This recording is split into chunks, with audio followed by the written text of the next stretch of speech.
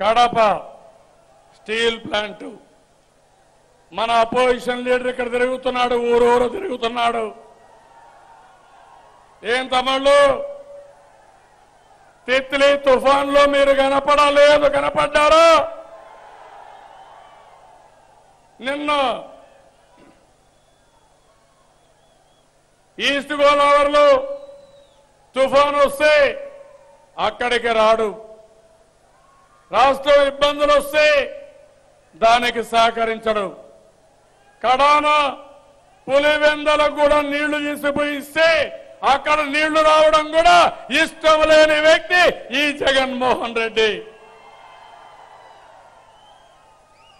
నేను అందుకని కేంద్రం ఒప్పుకోలేదు, కాలయాపన చేస్తున్నారు.